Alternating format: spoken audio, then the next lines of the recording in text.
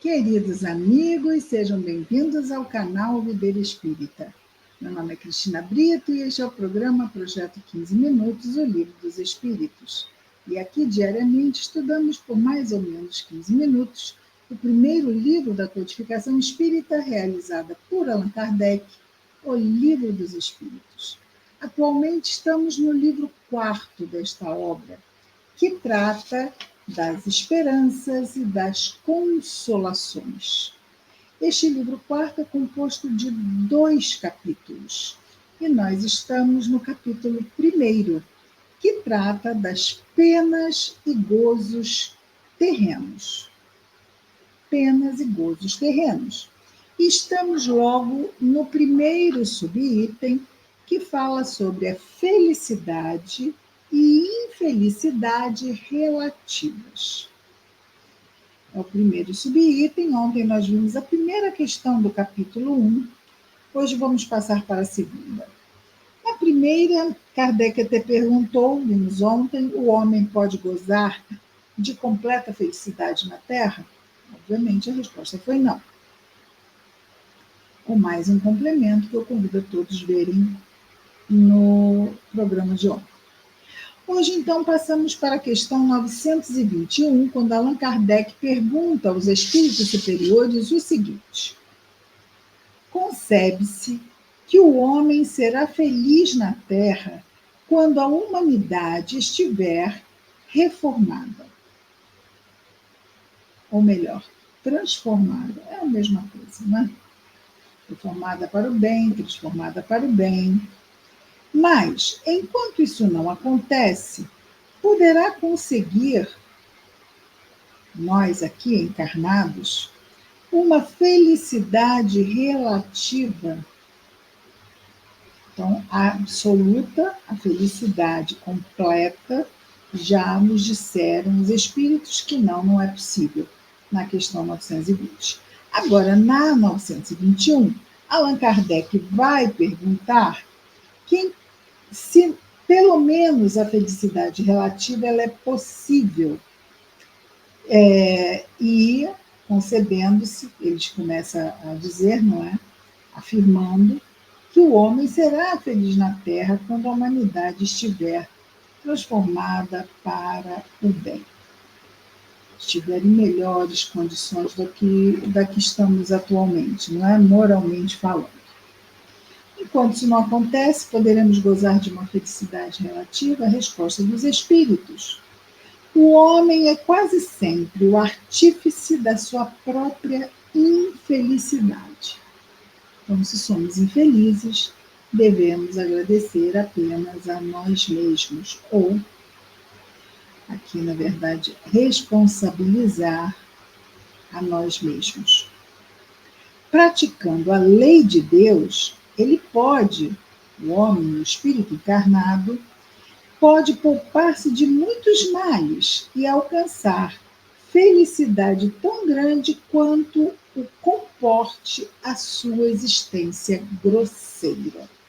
Ou seja, realmente, felicidade não é bem o termo, mas o melhor que conseguirmos em termos de bem-estar, isto podemos conseguir, mas apenas na medida em que estivermos realmente comprometidos em estarmos buscando cumprir da melhor forma, na nossa condição de cada dia, as leis de Deus. Né? Muito bem. E aí passamos para um comentário de Allan Kardec, que diz-nos assim: o homem que se acha bem compenetrado de seu destino futuro não vê na vida corporal mais do que uma estação temporária. Para isso, nós temos que estar compenetrados de que somos espíritos imortais temporariamente encarnados. Desta feita, nós temos condições de ver na vida corporal não mais que uma estação temporária. É como uma parada momentânea numa hospedaria precária. Sim, porque este mundo nosso físico é bastante grosseiro.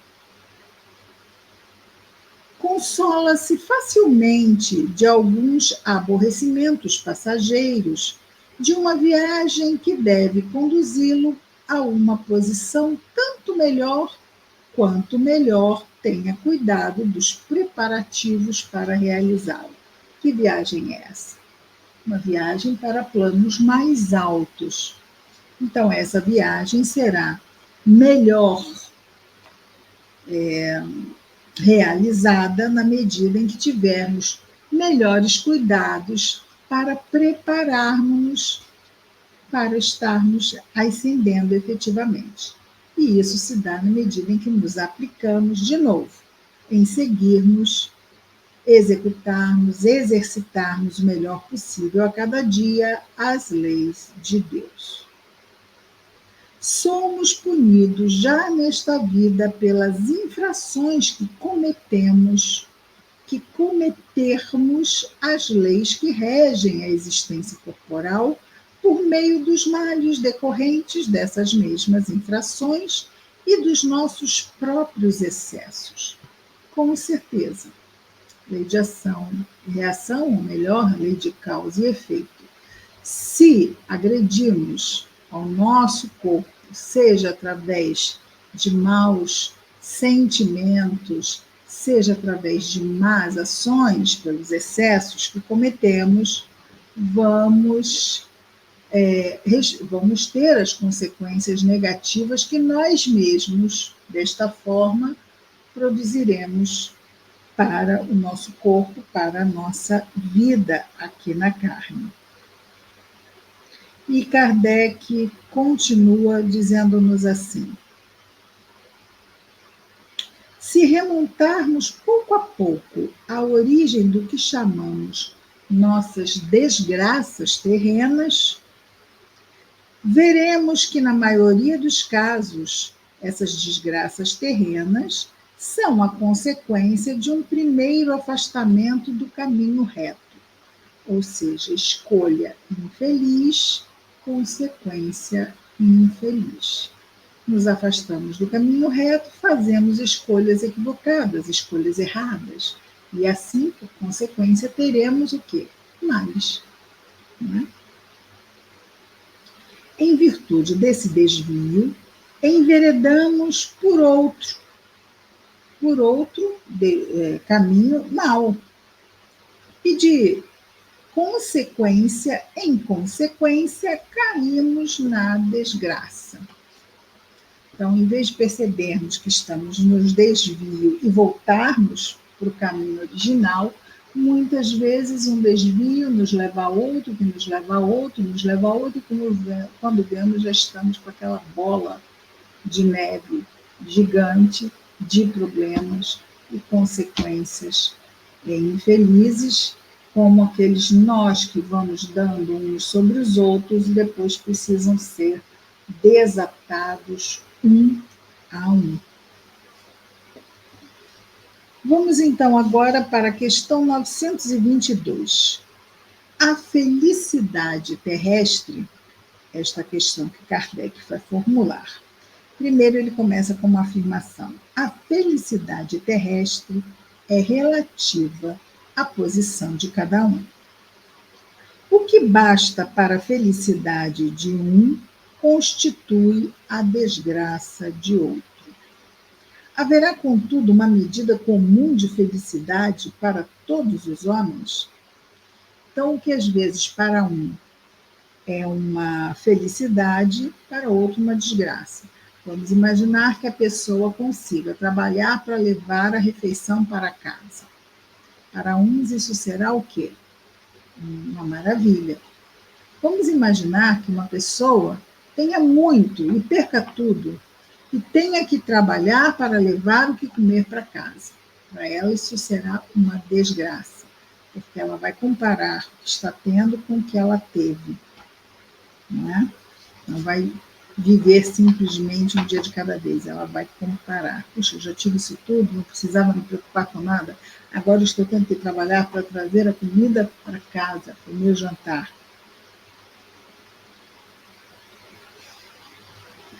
Então, haverá uma medida comum de felicidade para todos os homens, para todos os encarnados? Resposta dos espíritos. Para a vida material, é a posse do necessário. A posse do necessário é felicidade básica para todos nós. Temos o que comer, temos um teto sobre a cabeça, temos o que vestir, podemos prover o nosso sustento mês a mês. Então,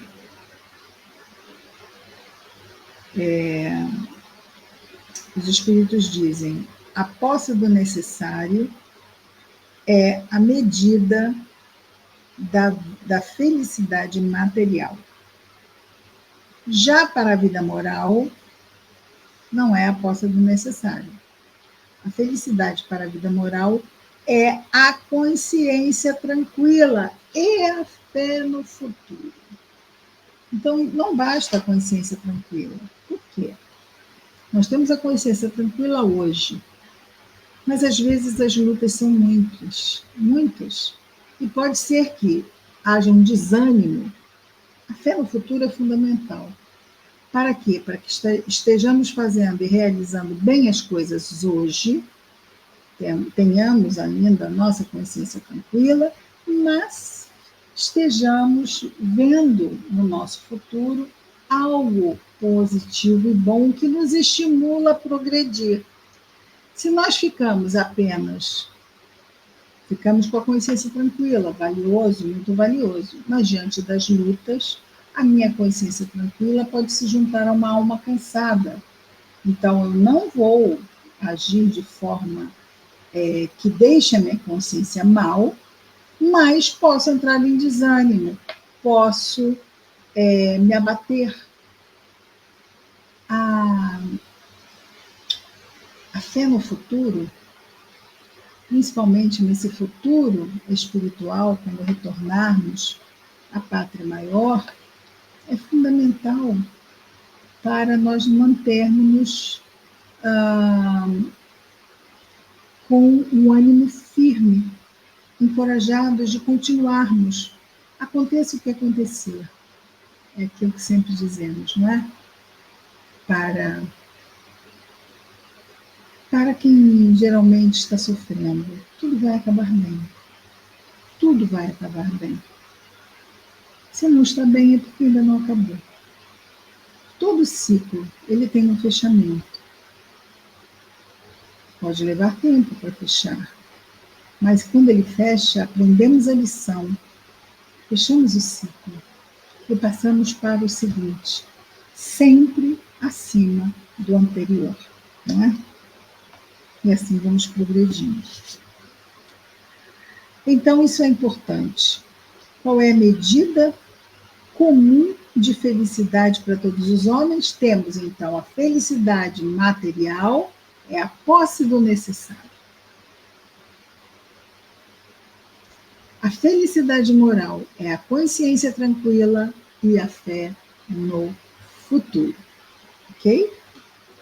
Vejamos, então, a questão 923, que não vai dar, porque falta 1 minuto e 20, mas vejamos, de repente dá.